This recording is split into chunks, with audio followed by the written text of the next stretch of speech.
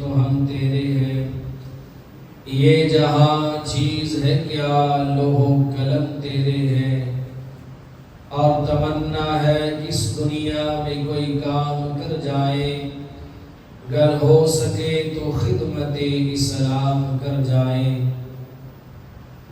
خالق کائنات کی حمد و ثنا کے بعد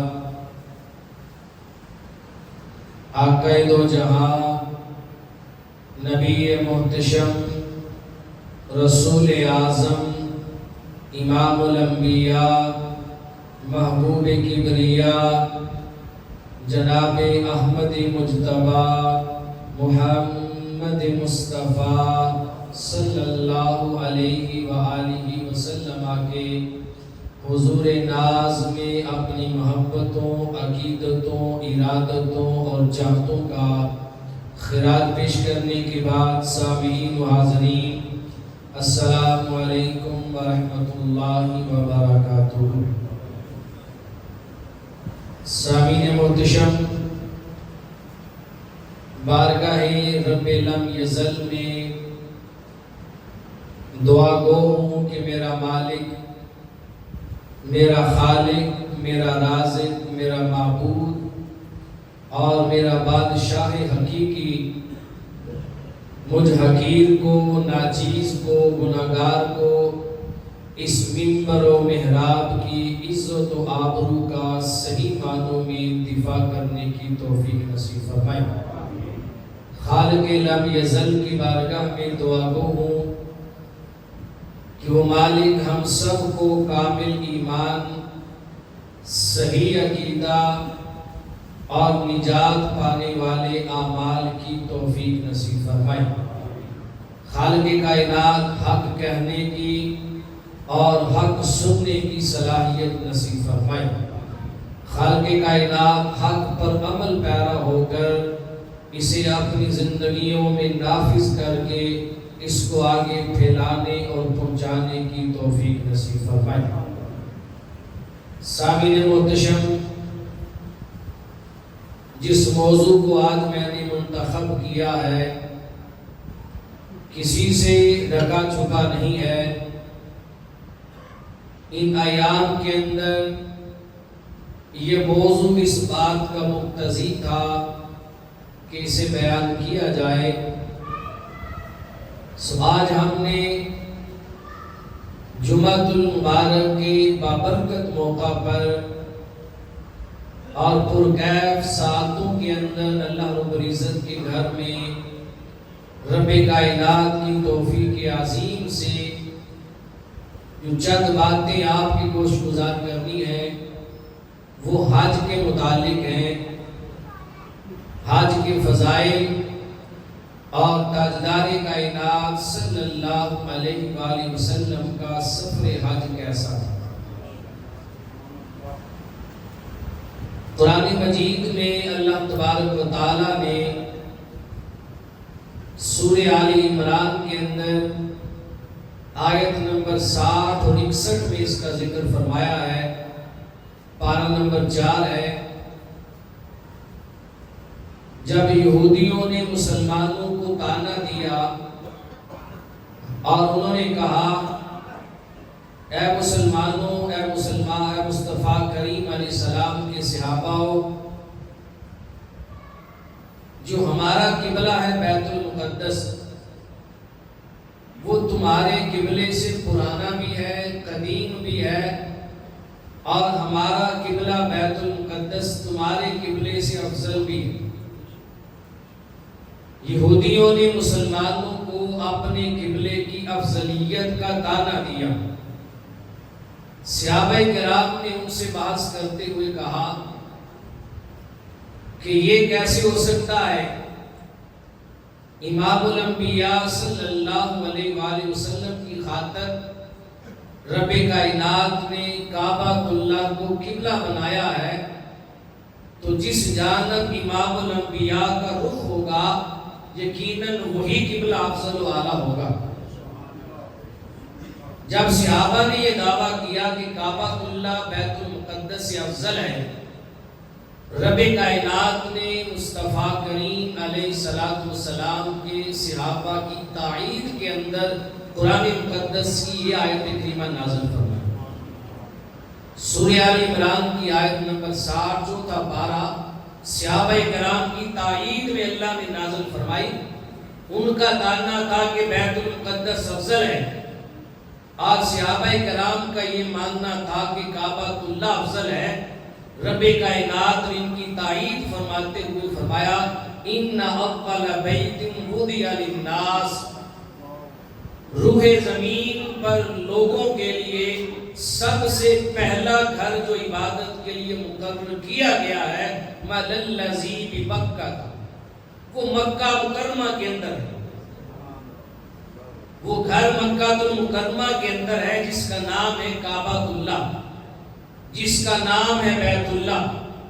اللہ تبارک و تعالیٰ نے نہ صرف صحابہ کی تائید فرمائی، نہ صرف کعبہ معظمہ کی افضلیت کا بیان کیا، بلکہ رب کائنات نے کعبہ اللہ کے فضائل کا بیان بھی ساتھ کر دیا، کعبہ اللہ کی برکات کا بیان بھی ساتھ کیا، اور مبارکن، وہ گھر بڑا بابرکت ہے، بڑا عالی شان ہے، بڑی عظمتوں اور رفعتوں کا مالک اور حامل ہے، اور ایسا گھر ہے ہدی للعالمین، جو ساری کائنات کے انسانوں کے لیے ہدایت کا مرکز ہے، تمام جہانوں کے لیے ہدایت ہے۔ اللہ نے اپنے گھر کی تعریف خود فرمائی، اللہ نے اپنے گھر کی فضیلت خود بیان فرمائی، اللہ تعالیٰ نے کعبہ اللہ کی افضلیت کو خود بیان فرمایا، اور کعبہ اللہ پر کسی اور گھر کو فوقیت دینے کے جواب میں رب کائنات نے قرآن کی یہ آیت نازل فرمائی۔ پھر اللہ تبارک و تعالیٰ نے آگے فرمایا یہ گھر ایسا ہے فیہ آیات بینات، اس کے اندر واضح نشانیاں، اس گھر میں واضح نشانیاں موجود ہیں۔ ان نشانیوں میں سے رب کائنات نے ایک خاص نشانی کا ذکر فرمایا، باقی نشانیوں کو تاجدار کائنات نے حدیث طیبہ میں بیان فرمایا، اور ہر معتمر اور ہر حاجی ان کو جانتا ہے، جنہوں نے حج عمرہ نہیں کیا وہ بھی جانتے ہیں۔ فی آیات بینات، فرمایا اس گھر میں اللہ تعالیٰ کی واضح اور کھلی نشانیاں، ان نشانیوں میں سے ایک نشانی بیان فرمائی مقام ابراہیم، کا اس میں مقام ابراہیم علیہ السلام ہے۔ اس گھر کے اندر جہاں رب نے اپنا گھر بنایا ہے، کا رب کے گھر کے دروازے کے سامنے حضرت ابراہیم علیہ السلام کے قدموں کے نشان والا وہ پتھر آج بھی موجود ہے، جسے رب کائنات نے مقام ابراہیم کا نام دیا۔ مقام ابراہیم کا معنی ابراہیم علیہ السلام کے کھڑے ہونے کی جگہ، جس پتھر پہ آپ نے کھڑے ہو کے کعبہ اللہ کی تعمیر فرمائی وہ آپ کے کھڑے ہونے کی جگہ تھی۔ اس پتھر کو رب کائنات نے اپنے گھر کے سامنے سجا کے رکھا، اور کوئی بھی حاجی جائے، کوئی بھی معتمر جائے، وہ حج کا احرام باندھ کے کعبہ اللہ کا طواف کرے یا عمرہ کا احرام باندھ کے کعبہ اللہ کا طواف کرتا ہے، تو طواف کے ساتھ پھیروں کے بعد جب تک وہ مقام ابراہیم کے سامنے دو نفل نہیں پڑھتا اس کا طواف کمپلیٹ نہیں ہوتا، طواف کمپلیٹ نہیں ہوتا۔ حج کے اندر مقام ابراہیم پر طواف کے بعد دو نفل پڑھنا واجب ہے، اگر بندہ جان بوجھ کے چھوڑ دیتا ہے تو بندے پہ دم لازم آتا، دم لازم آ جاتا، قربانی لازم آئے گی، یہ اس کا کفارہ ہے۔ تو طواف کمپلیٹ کب ہوگا؟ جب مقام ابراہیم کے سامنے نوافل پڑھیں گے، اور مقام ابراہیم ہے کیا؟ اللہ پاک قرآن میں کہتا فیہ آیات بینات، اس گھر میں اللہ کی کھلی نشانیاں ہیں، ان نشانیوں میں سے ایک نشانی کا نام مقام ابراہیم۔ مقام ابراہیم کو رب کائنات نے اپنی نشانی کہا، اللہ کے محبوبوں کی جو یادیں ہیں وہ رب کی نشانیاں کہلاتی ہیں. سبحان اللہ. پھر آپ آگے دیکھیں کعبہ اللہ میں بے شمار نشانیاں ہیں، بے شمار. ایک موقع پر میں نے پہلے بھی بیان کیا تھا اور بتایا تھا کہ کعبہ اللہ کا جو مطاف ہے، مطاف کعبہ یعنی صحن کعبہ جہاں پر حاجی طواف کرتے ہیں، مطاف، اس مطاف کے اندر 400 انبیاء علیہ السلام کے مزارات ہیں. 400 انبیاء، اور ایک روایت کے مطابق 700 انبیاء علیہ السلام کے مزارات ہیں. اس مطاف کی جگہ میں صرف خالی کعبہ اللہ کا دیدار نہیں ہوتا، انبیاء علیہ السلام کے مزارات پر بھی حاضری ہوتی ہے. صاحب ایک نبی کے مزار کی برکت ختم نہیں ہوتی جہاں 700 آرام فرما ہو یا 400 آرام فرما ہو. ان 400 یا 700 انبیاء کے نفوس قدسیہ سے کتنی برکتیں اور کتنا فیض حاصل ہوگا وہ اللہ تبارک و تعالیٰ اپنے گھر میں آنے والوں کو نصیب فرماتا ہے. پھر کعبہ اللہ کے ساتھ ایک حتیم ہے، حتیم کعبہ جو 4 دیواری بنی ہے، یہ بھی کعبہ اللہ کے اندر ہی کی جگہ ہے. زمانہ جاہلیت میں جب کعبہ اللہ کی آخری بار تعمیر کی گئی تو اسباب کم ہونے کی بنیاد پر اس جگہ کو کعبہ اللہ سے باہر رکھا گیا، باہر رکھی گئی وہ حتیم والی جگہ، ورنہ وہ کعبہ کے اندر تھی پہلی تعمیر میں، وہ کعبے کے اندر کا حصہ ہے. اس حتیم کے اندر جانا، اس کے اندر نوافل پڑھنا ایسے ہی ہے جیسے کعبہ اللہ کے اندر جا کے نوافل پڑھنا. یہ ثواب اور یہ برکات سیم ہیں.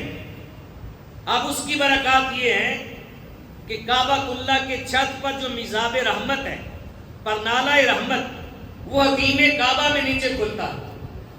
حتیم کعبہ کی جانب جو میزاب رحمت ہے، اس میزاب رحمت کے عین بالکل نیچے محدثین نے لکھا ہے کہ وہاں پر حضرت اسماعیل علیہ السلام اور آپ کی والدہ محترمہ حضرت ہاجرہ سلام اللہ علیہا کی قبر انور ہے. یہاں بھی برکات اللہ کی نشانیاں ہیں. فیہ آیات بینات، کا اس گھر میں اللہ کی کھلی نشانیاں، یہ نشانیاں بتا رہا ہوں. پھر ایک پتھر ہے جو آدم علیہ السلام کے لیے جنت سے لایا گیا تھا. جب لایا گیا تھا تو اس کا نام تھا حجر ابید. ابید کا معنی سفید، سفید پتھر تھا. تاجدار کائنات نے اپنے دست مبارک سے کعبہ اللہ کی دیوار میں نصب فرما دیا اور خود اپنے لب رکھ کے تاجدار کائنات نے حجر اسود کو بوسہ دیا. میرے آقا نے ایک بار بوسہ دیا. اب تاجدار کائنات کی ادا کو نبھانے کے لیے قیامت کی صبح تک آپ کے عشاق اور غلام اس کو بوسے دیتے رہیں گے، اور بوسے دے دے کے اس پتھر کا نام چینج ہو گیا. حضور نے فرمایا پتھر جب جنت سے آیا تھا تو سفید تھا. میری امتی جب اس کو چومتے ہیں تو یہ چومنے والے کے گناہوں کو چوس لیتا ہے. میری امت کے گناہ چوس چوس کے یہ پتھر کالا ہو گیا. اب اس کا نام حجر ابید نہیں، حجر اسود ہے. اب دنیا اس کو حجر اسود کے نام سے جانتی ہے. یہ بھی اللہ کی نشانیوں میں سے ایک نشانی جو کعبہ اللہ کی دیوار میں نصب. حجر اسود سے تھوڑا پیچھے آ جائے رکن یمانی ہے، اس کو بھی دنیا بوسہ دیتی ہے. حضور نے فرمایا میں جب بھی رکن یمانی کے پاس سے چکر لگا کے گزرا طواف کا، ہر چکر میں نے جبریل امین علیہ السلام کو یہاں کھڑے پایا.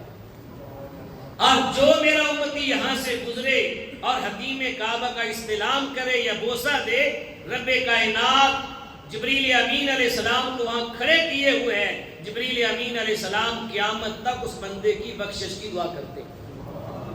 یہ اللہ کی نشانیاں ہیں. پھر زمزم کا کنواں ہے، رب کی نشانیاں ہیں. پھر صفا مروہ ہے، اس کے بارے میں رب کائنات نے خود فرما دیا ان الصفا والمروہ من شعائر اللہ. بے شک صفا اور مروہ دونوں پہاڑیاں اللہ کی نشانیوں میں سے 2 نشانیاں. تو یہ ہے فی آیات بینات، اس گھر کے اندر اللہ تعالیٰ کی کھلی نشانیاں. پھر آگے فرمایا وَمَن دَخَلَهُ كَانَ آمِنًا، جو بندہ اس گھر میں داخل ہو جاتا ہے وہ امن والا ہو جاتا ہے، اسے امن نصیب ہو جاتا ہے۔ محدثین نے لکھا اگر کوئی مجرم جرم کرنے کے بعد جس کو سزا سنائی گئی ہو وہ جرم کرنے کے بعد بھاگ کر حرم کی حدود میں داخل ہو جاتا ہے، کعبۃ اللہ کے سین میں آ جاتا ہے، مطاف اور اس کی مسجد میں آ جاتا ہے، اس بندے کو وہاں پر سزا نہیں دی جائے گی، اسے گرفتار نہیں کیا جائے گا اور گرفتاری پہ مجبور بھی نہیں کیا جائے گا۔ ہاں اس کا کھانا پینا بند کر دیا جائے گا، جب وہ کھانے پینے کی حاجت کے لیے باہر نکلے اور حرم کی حدود سے باہر آ جائے پھر اسے گرفتار کر لیا جائے گا۔ کیوں کہ اللہ پاک نے اس گھر کو جائے امن بنایا۔ وَمَن دَخَلَهُ كَانَ آمِنًا، جو بندہ اس میں داخل ہو گیا امن پا گیا، امن والا ہو گیا۔ اور ایک حدیث پاک میں حضور علیہ الصلوۃ والسلام نے فرمایا جو حاجی اللہ کے گھر کا حج کرنے کے لیے آتا ہے وہ آتے ہوئے یا جاتے ہوئے یا وہاں پر حج کرنے کے لیے آیا ہو اسے موت آ جائے، فوت ہو جائے، تو ایک پیغام تو حضور علیہ السلام نے یہ دیا کہ وہ بندہ جب قیامت کے دن اٹھایا جائے گا تو امن والوں میں اٹھایا جائے گا، بے خوف ہوگا، اسے امن حاصل ہوگا۔ اور دوسرا فرمایا حج کے لیے آیا تھا اور اس کو یہاں پر موت آ گئی، اب قیامت کی صبح تک اس بندے کے نامہ اعمال میں فرشتے حج کا ثواب لکھتے رہے، قیامت تک اس کے اعمال نامے میں حج کا ثواب لکھا جاتا رہے گا کہ یہ حاجی، ہر روز لکھا جائے گا یہ حاجی ہے، ہر روز حج کا ثواب لکھا جائے گا۔ کتنی فیروز بختی، کتنی خوش نصیبی ہے ایک حاجی جس کو اللہ نے اپنے گھر میں بلا لیا۔ سبحان اللہ، اللہ اس گھر کے حج کی سب کو توفیق نصیب فرمائے۔ پھر فرمایا وَلِلَّهِ عَلَى النَّاسِ، اللہ تعالیٰ کے لیے، عَلَى النَّاسِ لوگوں پر، حج البیت اس کے گھر کا حج کرنا فرض ہے، اس کے گھر کا حج کرنا فرض ہے۔ کس بندے پر؟ من استطاع، جو بندہ الیہ سبیلا، اس کے گھر کی طرف جانے کی طاقت اور استطاعت رکھتا ہو، جو بندہ حج کی طاقت رکھتا ہے، استطاعت رکھتا ہے، قوت رکھتا ہے، حج کر سکتا ہے، اس بندے پر زندگی میں ایک بار حج کرنا فرض ہے۔ صحیح مسلم کی روایت میں ہے آقا دو جہاں صلی اللہ علیہ وآلہ وسلم نے فرمایا، ایک خطبہ ارشاد فرماتے ہوئے حضور علیہ الصلوۃ والسلام نے اپنی زندگی مبارک کے اواخر میں، آخری لمحات میں خطبہ دیتے ہوئے ارشاد فرمایا کہ اللہ تبارک و تعالیٰ نے تم پر بیت اللہ کا حج فرض کیا ہے۔ یہ ارشاد فرمایا، ایک شخص کھڑا ہوا، عرض کی یا رسول اللہ کیا اللہ تعالیٰ نے ہم پر ہر سال حج فرض کیا ہے؟ حضور علیہ السلام خاموش ہو گئے۔ وہ پھر کھڑا ہوا، عرض کی یا رسول اللہ کیا اللہ تبارک و تعالیٰ نے ہر سال حج فرض کیا ہے؟ آقا دو جہاں پھر خاموش رہے۔ اس نے تیسری مرتبہ عرض کی یا رسول اللہ کیا حج ہر سال فرض ہے؟ جب تیسری مرتبہ کہا تو امام الانبیاء نے فرمایا، کہا تم نے 3 مرتبہ پوچھا کیا حج ہر سال فرض ہے، اگر میں ایک بار بھی ہاں کہہ دیتا تو تم پر حج ہر سال فرض ہو جاتا، ہاں کہہ دیتا تو ہر سال حج کرنا فرض ہو جاتا۔ اور ساتھ حضور علیہ السلام نے کیا فرمایا؟ فرمایا تم سے جتنا کہا جائے اس پہ عمل کیا کرو، جو نہ کہا جائے اس کو چھوڑ دیا کرو، اور جتنا میں کہوں اس پہ عمل پیرا ہو جایا کرو، بس۔ کہا تم سے پہلے لوگ جو گزرے ہیں، پہلی امتیں، ان کی ہلاکت کا ایک سبب یہ تھا کہ وہ اپنے انبیاء علیہ السلام سے بہت زیادہ سوالات کیا کرتے تھے، بہت زیادہ کثرت سوالات کی وجہ سے پہلی امتیں ہلاک ہو گئی۔ اور دوسرا حضور علیہ السلام نے فرمایا کہ پہلی امتوں کے جو لوگ تھے وہ اپنے انبیاء علیہ السلام سے اختلافات کیا کرتے تھے، پہلی قومیں اپنے نبیوں سے اختلاف کرنے کی بنیاد پہ ہلاک ہو۔ تم اپنے نبی سے اختلاف نہ کرنا، کثرت سوال نہ کرنا، یہ پیغام دیا جا رہا ہے۔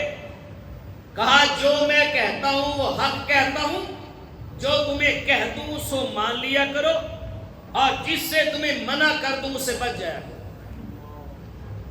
اگر میں ہاں کہہ دیتا تو ہر سال حج کرنا تم پر فرض ہوتا، میں نے ہاں نہیں کہی، لہذا زندگی میں صاحب استطاعت بندے پر ایک بار حج کرنا کیا ہے؟ فرض۔ اگر وہ فرض ہونے کے بعد تاخیر کرتا ہے تو تاخیر کرنے کی بنیاد پر گناہگار ہوگا، یہ بات یاد رکھیں۔ ہمارے معاشرے میں بہت سارے لوگ ایسے، بہت سارے حج کی استطاعت ہوتی ہے، لیکن کہا کیا جاتا ہے پہلے بچوں اور بچیوں کی شادیاں کرنی ہیں، یہ فرض میرے ذمہ ہے۔ بھائی بچوں اور بچیوں کی شادیوں کے لیے ہم نے جو انتظامات کرنے ہیں یہ اللہ تعالیٰ نے ہمارے اوپر فرض نہیں کیے، یہ فرض ہم نے اپنی طرف سے بنایا ہے۔ اتنا جہیز دیں گے، اتنا بڑا شادی حال کریں گے، اتنے لوگوں کو بلائیں گے، اتنا کھانے کا ارینج کریں گے، یہ چیزیں ملائیں گے، ملا کے 20 سے 30 لاکھ کا خرچ ہو جائے گا۔ یہ خرچ ہم نے اپنے اوپر خود لازم کیے، یہ شریعت نے فرض نہیں کیا۔ اللہ نے حج فرض کیا ہے، اور حج میں برکات ہے۔ اگر بندہ اللہ کا فرض ادا کرے گا تو اللہ تعالیٰ بندے کے فرض اتار دے گا، اللہ بندے کی مدد کرے گا۔ لیکن ہمیں چونکہ یقین نہیں ہوتا، اس لیے ہم اپنے فرض جو خود بنائے ہوئے ہیں انہیں ادا کرنے میں لگے ہوئے۔ شریعت نے بچہ ہو یا بچی اس کا نکاح کا کہا ہے کہ چند افراد جا کر جب اس کی عمر ہو جائے اس کا نکاح کر دیں، نکاح کر دیں۔ وہ نکاح کے اندر کیا ایجاب و قبول ضروری ہے، اور حق مہر دینا واجب ہے، اور 2 گواہوں کو ہونا ضروری ہے۔ جو 2-4 افراد آئیں ان کے لیے اپنے گھر میں کھانے کا ارینج کیا جائے، یہ چیز ہے۔ شریعت نے اتنا لمبا چوڑا خرچہ کسی پہ نہیں ڈالا کہ کسی کی کمر ٹوٹ جائے، تو بندہ اللہ تعالیٰ کے فرائض کو اپنی ذمہ داریوں کی خاطر بھلا کے بیٹھے نہیں۔ ان چیزوں کو دیکھ کے جو بندہ تاخیر کرتا ہے حج فرض ہونے کے بعد، وہ اللہ کی بارگاہ میں مجرم ہے اور گناہگار۔ اللہ ہم سب کو اپنی بارگاہ کا مجرم بننے سے بچائے۔ فرمایا وَلِلَّهِ عَلَى النَّاسِ حِجُّ الْبَيْتِ، اللہ تبارک و تعالیٰ کے لیے یہ جملہ بڑا کمال ہے۔ اللہ پاک نے جہاں نماز کا حکم دیا، اقیموا الصلاۃ، کہا نماز قائم کرو، اللہ نے اپنا نام ذکر نہیں فرمایا۔ زکوٰۃ کا ذکر ہوا، وآتوا الزکوٰۃ، کہا زکوٰۃ ادا کرو، اپنا نام ذکر نہیں کیا۔ جتنی بھی عبادات ہیں قرآن میں دیکھ لیں، روزے کا حکم آیا کتب علیکم الصیام، تم پر روزے فرض کر دیے گئے، اللہ نے اپنا نام نہیں لیا۔ لیکن حج ایک ایسی عظیم عبادت ہے، اس حج کو جب اللہ نے بیان کرنا تھا، اس کے بیان کے لیے ایسی عبارت کا انتخاب کیا، ایسے الفاظ کا انتخاب کیا کہ میں وللہ، کوئی بندہ تم سے پوچھے کدھر جا رہے ہو تو قرآن کا یہ جملہ سناؤ، وللہ، اللہ تعالیٰ کے لیے جا رہا ہوں۔ وللہ، اللہ تعالیٰ کے لیے، علی الناس، لوگوں پر، حج البیت، اس کے گھر کا حج کرنا فرض ہے، اللہ تعالیٰ کے لیے۔ کوئی پوچھے کدھر جا رہے ہو، اللہ کے لیے جا رہا ہوں۔ عرفات میں جا رہے ہو، اللہ کے لیے جا رہا ہوں۔ مینا میں جا رہے ہو، اللہ کے لیے جا رہا ہوں۔ مزدلفہ میں رات گزارنے جا رہے ہو، اللہ تعالیٰ کے لیے جا رہا ہوں۔ کہا مدینہ طیبہ جا رہے ہو، وہاں بھی اللہ کے لیے جا رہا ہوں۔ تو اللہ تعالیٰ نے اس عظیم عبادت کو اپنے ساتھ جوڑا کہ حج کی مکمل عبادت جو ہے یہ اللہ تعالیٰ کے لیے، اللہ تعالیٰ کے لیے۔ ومن کفر، میں جس بندے نے اس کا انکار کر دیا، جو بندہ اس کا منکر ہو گیا، حج کو نہیں مانا اس نے، فإن اللہ غنی عن العالمین، اللہ تبارک و تعالیٰ کو بھی کسی کی پرواہ نہیں ہے۔ اللہ تبارک و تعالیٰ تمام جہانوں سے بے نیاز ہے، وہ غنی ہے، مستغنی ہے سب سے، اسے ہمارے حج کی ضرورت نہیں، اسے ہمارے عمروں کی، ہماری عبادات کی ضرورت نہیں۔ یہ تو اس نے ہماری خوش نصیبی رکھی ہے کہ ہمیں اپنے گھر میں بلا لیتا۔ اللہ اکبر کبیرہ۔ یہ تھا حج کا مختصر تعارف جو قرآن مجید میں۔ حج کہتے کس کو ہے؟ یاد رکھیں، حج کی جب تعریف کریں گے تو تعریف میں آپ کو ایک جملہ پڑھنے میں ملے گا، حج نام ہے مخصوص دنوں میں، مخصوص مہینوں میں، مخصوص مقامات کی زیارات کرنے کا، یہ حج ہے۔ مخصوص دنوں میں، مخصوص دن کون سے؟ 8، 9، 10 یہ مخصوص دن ہے۔ اس کے بعد آگے 2 دن 11 اور 12 یہ بھی مخصوص کیکڑیاں مارنے کے لیے۔ مخصوص دنوں میں مخصوص مقامات، مقامات کون سے ہیں؟ میدان منا، عرفات، مزدلفہ۔ مخصوص دنوں میں مخصوص مقامات کی زیارت کا نام کیا ہے؟ حج۔ یہ حج کہلاتا ہے۔ اور تاجدار کائنات صلی اللہ علیہ وسلم نے بھی اپنی زندگی مبارک میں ایک بار حج فرمایا۔ سن 6 ہجری میں اللہ تبارک و تعالیٰ نے حالت خواب میں اپنے محبوب کو وحی فرمائی کہ محبوب اپنے غلاموں کو ساتھ لے کر عمرے کی ادائیگی کے لیے مکہ المکرمہ جائیں۔ حضور علیہ السلام مدینہ طیبہ سے ہجرت کے بعد پہلی مرتبہ، صحابہ کرام بھی اور حضور علیہ السلام بھی پہلی مرتبہ عمرہ کرنے کے لیے 6 سال کے بعد جا رہے تھے۔ ہجرت فرمائے ہوئے 6 سال ہو گئے، اب 6 سالوں کے بعد پہلی مرتبہ حضور عمرے کے لیے جا رہے ہیں۔ 1400 صحابہ حضور علیہ السلام کے ہمراہ تھے، ان کو لے کر حضور علیہ السلام چلے مکہ المکرمہ سے تھوڑا باہر، حرم حدود سے باہر حدیبیہ کے مقام پر جا کر کفار مکہ نے روک لیا۔ انہوں نے سمجھا اتنی بڑی جماعت آئی ہے، یہ ہم سے جنگ کرنے کے لیے آئے ہیں، روک دیے گئے۔ وہاں پر ان کے ساتھ کچھ شرائط کا معاملہ طے پایا۔ بہرحال ایک شرط یہ تھی کہ اس سال مسلمان عمرہ نہیں کر سکتے، اس سال یہیں سے پلٹ جائیں، قربانی کر کے اپنے احرام اتار دیں، اگلے سال اس عمرے کی قضا کے لیے دوبارہ آ کے عمرہ کر لیں تو اجازت ہوگی۔ حضور علیہ السلام نے شرط مان لی، کہا چلو چلتے، مکہ المکرمہ جائے امن ہے، یہاں خون نہیں بہانا۔ حضور واپس چلے گئے، قربانی کی، احرام اتار دیا۔ اگلے سال اعلان ہوا جو صحابہ پچھلے سال ہمارے ساتھ گئے تھے وہ دوبارہ احرام باندھ لیں اور ہمارے ساتھ عمرے کے لیے چلیں، جو عمرہ ہمارا پچھلے سال رہ گیا تھا اس عمرے کی قضا کے لیے جانا ہے۔ اب 7 ہجری آ گئی، 7 ہجری میں صحابہ کرام 1400 کی تعداد میں حضور علیہ السلام کے ساتھ آئے۔ انہوں نے پچھلے سال والا قضا بالعمرہ کیا۔ عمرہ ادا کرنے کے بعد صفا مروہ کی سائی ہوئی، جی بھر کے زمزم پیا، کچھ دن وہاں قیام کیا۔ حضور علیہ السلام کی قیادت میں پھر واپس پلٹ کے مدینہ طیبہ آ گئے۔ یہ تھا 6 ہجری اور 7 ہجری۔ اگلے سال جب 8 ہجری آئی، رمضان المبارک کا مہینہ تھا، تاجدار کائنات نے 10,000 صحابہ کرام کا لشکر تیار کیا مکہ فتح کرنے کے لیے۔ سن 8 ہجری میں 10,000 صحابہ کرام حضور کی قیادت میں گئے اور جا کر 8 ہجری کے اندر مکہ المکرمہ کو فتح کر لیا۔ مکہ المکرمہ فتح ہو گیا۔ اب 8 ہجری کا جو حج تھا وہ مشرکین نے منعقد کیا تھا، کعبۃ اللہ ان کے قبضے میں تھا۔ اس سے پہلے جو حج ہوتے تھے، حج تو آدم علیہ السلام سے چلتا آ رہا ہے، اس سے پہلے فرشتوں نے بھی حج کیے تھے۔ جو زمین پہ کعبۃ اللہ ہے مکہ کی وادی میں، اس کعبہ کے عین بالکل اوپر، 7 آسمانوں سے اوپر اور اللہ کے عرش کے نیچے ایک فرشتوں کا کعبہ ہے جسے بیت المعمور کہا جاتا ہے۔ فرشتے ہر روز 70,000 کی تعداد میں اس کعبے کے اندر داخل ہوتے ہیں، اس کا طواف کرتے ہیں۔ جب طواف کمپلیٹ ہوتا ہے پھر حکم ہوتا ہے اب زمین پہ جاؤ اور زمینی کعبے کا طواف کرو۔ پھر وہ زمینی کعبے کا طواف کرتے ہیں اور جب یہاں سے طواف کر کے فارغ ہوتے ہیں پھر حکم ہوتا ہے کہ اب اپنا رخ جو ہے مدینہ طیبہ کی طرف موڑ لو۔ امام ازرقی رحمۃ اللہ تعالی علیہ نے تاریخ مکہ میں لکھا کہ جب وہ 70,000 فرشتے مدینہ طیبہ میں آتے ہیں، آ کر روضہ رسول کے قریب جاتے ہیں تو مصطفیٰ کریم علیہ السلام کی قبر انور کو اپنے پر مس کرتے ہیں۔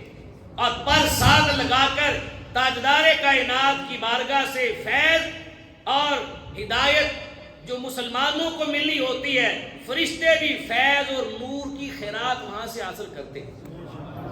یہ فرشتوں کا سفر حج ہوتا ہے۔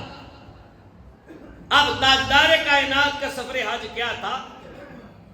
حضور علیہ الصلوۃ والسلام 8 سنہ ہجری میں کعبۃ اللہ مکہ المکرمہ کو فتح کر لیا۔ اس سے پہلے حج ہوتا تھا ابراہیم علیہ الصلوۃ والسلام کے طریقے پر، چونکہ کعبۃ اللہ بعد میں مشرکین اور کفار مکہ کے کنٹرول میں آ گیا تھا۔ انہوں نے اپنی بہت ساری جاہلانہ رسومات کو اس کے اندر داخل کر دیا تھا، بہت ساری رسومات کو۔ مشرکین بھی کعبہ کا طواف کیا کرتے تھے، اور مشرکین اور کافرین حج منعقد کرواتے تھے۔ در حقیقت ان کی یہ تجارت ہوتی تھی، جتنے لوگ زیادہ آتے وہ تجارت کرتے۔ تو وہ حج کے اندر کیا کرتے تھے؟ ننگے بھی کعبۃ اللہ کا طواف کرتے تھے، یہ ان کی رسم تھی۔ اپنی قربانیوں کے جو جانور ہوتے تھے ان کا خون، ان کی کھالیں، گوشت وہ کعبۃ اللہ کی دیواروں کے ساتھ ملتے تھے لا کر۔ یہ جاہلانہ رسومات تھی۔ 8 ہجری میں مکہ فتح ہو گیا۔ جب 9 ہجری کا حج آیا تو تاجدار کائنات نے مدینہ طیبہ سے 9 ہجری میں حج کرنے کے لیے مسلمانوں کا امیر مقرر فرمایا، تاجدار صداقت سیدنا صدیق اکبر رضی اللہ تعالی عنہ۔ مسلمان اس سال صدیق اکبر رضی اللہ تعالیٰ عنہ کی قیادت کے اندر کعبۃ اللہ کا حج کرنے کے لیے جائیں۔ بہت سارے مسلمان جمع ہوئے سیدنا صدیق اکبر رضی اللہ تعالیٰ عنہ کی قیادت میں حج کے لیے آئے۔ سیدنا صدیق اکبر قافلہ لے کے وہاں سے روانہ ہو گئے، چلے گئے۔ ان کے جانے کے بعد پہ 10ویں پارے کی سورہ برات نازل ہوئی۔ اس کی 35 آیات نازل ہوئی، جن آیات کے اندر رب کائنات نے حکم دیا کہ اب اس سال کے بعد مشرکین کعبۃ اللہ کے قریب نہیں آئیں گے۔ فلا یقرب مسجد الحرام، وہ مسجد حرام کے قریب نہیں آئیں گے۔ اس سال کے بعد مشرکین، انہوں نے پہلے جو حج کروا لیے کر لیے، جو کرنا تھا کر لیا۔ اب مکہ فتح ہو گیا، اس سال کے بعد مشرکین کا داخلہ ممنوع ہے۔ مشرک کعبۃ اللہ کے قریب نہیں آئے گا۔ انما المشرکون نجس، کہہ دیا گیا کہ مشرک پلید ہیں، ناپاک ہیں، وہ کعبۃ اللہ کے قریب نہ آئیں۔ اس سال کے بعد انہیں نکال دیا گیا۔ جب یہ آیتیں نازل ہوئی تو حضور علیہ الصلوۃ والسلام نے مولا علی شیر خدا کو بلایا۔ کیوں کہ جب اس دور میں اعلان ہوتا تھا، یا تو حاکم وقت اور بادشاہ وقت اعلان خود کرتا تھا، یا پھر اپنے کسی رشتہ دار کو بھیجا کرتا تھا وہ اعلان کرتا۔ حضور علیہ السلام اس سال حج کے لیے تشریف نہیں لائے۔ آپ نے مولا کائنات مرتضیٰ مشکل کشا رضی اللہ تعالی عنہ کو اعلان کرنے کے لیے بھیجا۔ آپ آئے اور آپ نے آ کر میدان عرفات میں وہ 35 آیات سورہ برات کی پڑھ کر سنائی اور اعلان کر دیا۔ یہ 9 ہجری کا حج تھا، اور 9 ہجری کے اندر ہی مسلمانوں پر حج فرض ہوا تھا، کیونکہ اس سے پہلے تو مکہ المکرمہ فتح نہیں ہوا تھا، مسلمان حج کیسے کرتے؟ 8 کو فتح ہوا، 9 کو حج فرض ہوا۔ پھر 10 ہجری آئی تو تاجدار کائنات نے ذی-قعدہ کے مہینہ کے اندر اعلان کر دیا کہ اس سال میں خود حج کے لیے جاؤں گا۔ گرد و نواح میں جتنی بستیاں تھی، جتنے قصبے تھے، جتنے علاقے تھے، سب میں اعلان کر دیا گیا کہ حضور حج کے لیے جا رہے ہیں۔ ہر کسی کی تمنا تھی کہ حضور کے ساتھ حج کریں۔ لوگ جوک در جوک ذی-قعدہ کے مہینہ میں امڑ آئے، اور مدینہ طیبہ کے اندر اس قدر لوگوں کا ہجوم ہو گیا کہ تاریخ میں ہے پہلے اتنے لوگ کبھی مدینہ طیبہ میں نہیں آئے۔ ایک روایت میں 90,000 ہے، اور بعض روایات میں اس سے بھی کئی گنا تعداد ہے۔ لوگ مدینہ طیبہ میں آ گئے۔ حضور علیہ الصلوۃ والسلام بھی حج کے لیے تیار ہوئے، اور حضور علیہ الصلوۃ والسلام کی تمام تر ازواج مطہرات سیدہ خدیجہ الکبریٰ رضی اللہ تعالی عنہا کے علاوہ ان کا وصال ہو چکا تھا۔ تمام ازواج مطہرات بھی حضور کے ساتھ تھے۔ کل صحابہ، باہر گرد و نواح سے آئے ہوئے لوگ سب حج کے لیے تیار ہوئے، اور 25 ذی قعدہ کو، ذی قعدہ کی 25 تاریخ کو حضور علیہ السلام نے ظہر کی نماز مسجد نبوی میں پڑھائی۔ ظہر کی نماز پڑھنے کے بعد قافلہ حضور کی قیادت میں مدینہ سے رواں ہوا۔ کیا عشق و محبت کا عجیب قافلہ تھا کہ انبیاء کے امام قیادت کر رہے ہیں، اور پیدل اور اونٹوں پر اور گھوڑوں پر، گدوں پر لوگ، بوڑھے جوان، خواتین تاجدار کائنات کی قیادت میں حج کے لیے جا رہے ہیں، وَلِلَّهِ عَلَى النَّاسِ کی تصویر بن کر اللہ کے لیے جا رہے ہیں۔ مدینہ طیبہ سے ظہر کی نماز پڑھی اور چل پڑے، مقام ذوالحلیفہ پر پہنچے جہاں اہل مدینہ احرام باندھتے ہیں۔ وہاں کی مسجد جس کا نام مسجد ذوالحلیفہ تھا، جو تاجدار کائنات کی زبان اقدس سے الفاظ بار بار ادا ہوئے، ذوالحلیفہ۔ یہ چند سال قبل اس مسجد کا نام چینج کر کے اب یار علی رکھ دیا گیا، وگرنہ اس کا نام ذوالحلیفہ تھا۔ حضور ذوالحلیفہ پر آئے، عصر کی نماز وہاں پڑھی، قیام کیا، عصر کے بعد مغرب وہاں پڑھی، پھر عشاء بھی وہاں پڑھی، رات بھی وہاں گزاری، اگلے دن 26 ذی قعدہ کی فجر بھی وہاں پڑھی، اور حضور نے ظہر بھی وہیں پڑھی۔ 26 ذی قعدہ کی ظہر حضور علیہ السلام نے وہاں پڑھی، اور گرد و نواح کے بہت سارے لوگ مقام ذوالحلیفہ پر آ کے حضور سے ملے۔ ایک قافلہ مدینہ سے چلا تھا، کچھ ذوالحلیفہ پہ ملے آ کے، پھر راستے میں لوگ ملتے چلے گئے، قافلہ بڑھتا چلا گیا۔ 26 ذی قعدہ کو تاجدار کائنات نے ظہر کی نماز ذوالحلیفہ پر پڑھا کر وہاں پہ غسل فرمایا، احرام باندھنے کے لیے غسل کیا۔ سیدہ عائشہ صدیقہ رضی اللہ تعالی عنہ نے تاجدار کائنات کے سر انور پر خوشبو لگائی، آپ کے جسم مقدس پہ خوشبو لگائی گئی۔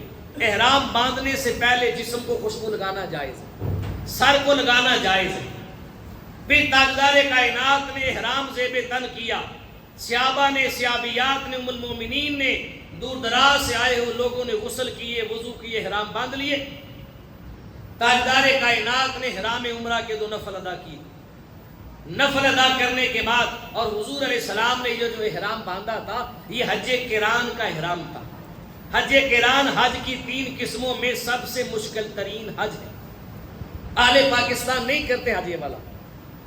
حج قران وہ حج ہوتا ہے جس میں عمرے اور حج کا ایک ہی احرام ہو۔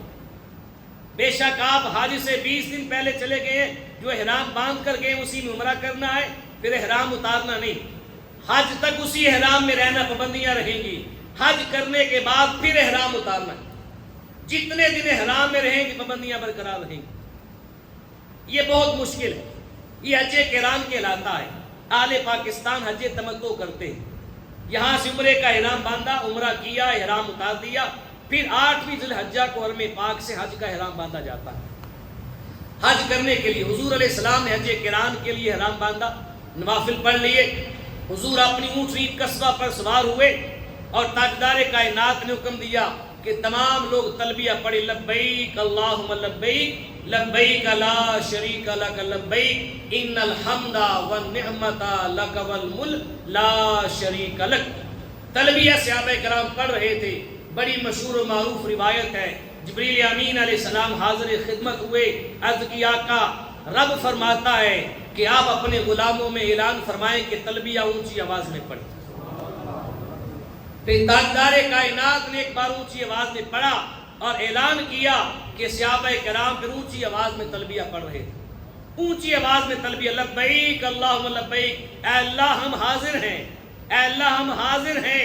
یہ جواب ہے ابراہیم علیہ السلام کی اس پکار کا جو ابراہیم علیہ السلام نے 4000 سال پہلے کعبۃ اللہ کی تعمیر کر کے جبل ابی قبیسہ پہ کھڑے ہو کر کہا تھا، وَأَذِّن فِي النَّاسِ بِالْحَجِّ، لوگوں اللہ کے گھر کے حج کی طرف آؤ۔ 4000 سال پہلے کہا تھا، اب صبح قیامت تک جو بھی حاجی جائے گا اس پکار کا جواب دیتے ہوئے لبیک کہتا ہوا جائے گا، لبیک کہتا ہوا جائے گا۔ حضور علیہ السلام نے احرام باندھ لیا، چلے گئے۔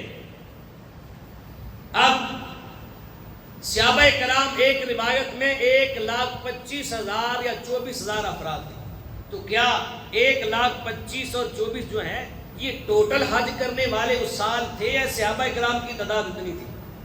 تو یاد رکھیں، ایک روایت میں 90,000 کا ذکر ہے، ایک میں 1,25,000 یا 24,000 کا ذکر ہے۔ یہ 1,25,000 یا 24,000 جو افراد تھے، یہ وہ تھے جو مدینہ طیبہ سے حضور کے ساتھ گئے تھے، مقام ذوالحلیفہ سے حضور کے ساتھ ملے تھے، پھر مولا علی کے قافلے کے ساتھ آئے تھے، حضرت ابو موسیٰ اشعری رضی اللہ تعالیٰ عنہ یمن سے قافلے لے کر آئے، ان کے ساتھ ملے، اور یہ جو قافلہ ادھر سے روانہ ہوا یہ 1,24,000 یا 25,000 کے قریب تھے۔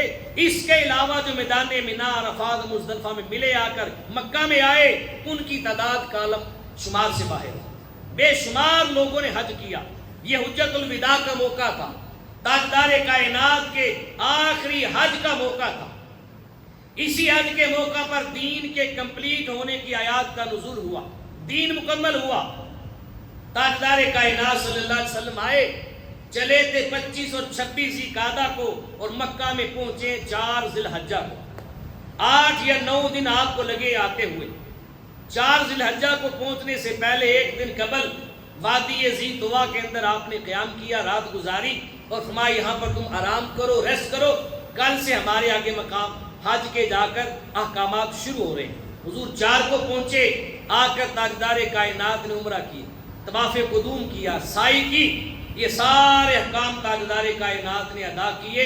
پھر 8 ذی الحجہ کو میدان منی گئے، 5 نمازیں پڑھی، پھر نامی کو عرفات گئے، شام کو پلٹ کے مزدلفہ گئے، پھر صبح منی میں آئے، شیطان کو کینکریاں ماری، قربانی کی، حلق کیا، پھر طواف زیارت کیا، اور مصطفیٰ کریم علیہ السلام نے احرام کھول دیا۔ حضور علیہ السلام نے حج کیا، اور تاجدار کائنات صلی اللہ علیہ وسلم نے میدان عرفات جہاں حج ہوتا ہے اس کے بارے میں فرمایا، میدان عرفات ایسی جگہ ہے جہاں پر آنے والے حجاج کی اللہ تعالیٰ بخشش فرما دیتا ہے۔ کتنے خوش قسمت تھے اس سال مصطفیٰ کریم کی قیادت میں حج کرنے والے کہ جس مقام پہ جا کے بخشش ہوتی ہے ان کا حج بھی حضور کے ساتھ تھا، اور ان حاجیوں کے لیے دعا کرنے والے بھی خود حضور تھے، ان کی بخشش کی دعا بھی حضور فرما رہے تھے۔ حضور نے جن کی بخشش کی دعا فرما دی ہو، یہ اندازہ نہیں کیا جا سکتا کہ اللہ ان کی بخشش نہیں فرمائے۔ اللہ پاک نے ان کو بخش دیا۔ روح زمین پر سب سے عظیم تر جماعت جو چشم فلک نے آج تک دیکھی ہے وہ مصطفیٰ کریم کے صحابہ کی جماعت، جو سارے حضور کے ساتھ میدان عرفات میں گئے، اور رضی اللہ عنہم ورضوا عنہ کا پیغام آیا کہ اللہ ان سب سے راضی ہے، اور یہ سارے اللہ تعالیٰ سے راضی ہیں، یہ سارے اللہ تعالیٰ سے راضی۔ آخری بات حضور علیہ السلام نے فرمایا، جس بندے کے اندر حج کرنے کی استطاعت ہو، طاقت ہو، کوئی ظالم بادشاہ اس کو نہ روکے، کوئی سخت مجبوری نہ آ جائے، کوئی سخت بیماری اس کو نہ روکے، یہ عذر نہ ہو، پھر وہ بندہ جان بوجھ کر حج نہ کرے، تو فرمایا چاہے وہ بندہ یہودی ہو کر مر جائے، چاہے وہ عیسائی ہو کر مر جائے، ہمیں اس کی کوئی پرواہ نہیں۔ یہ تاجدار کائنات کا فرمان، حکم یہ ہے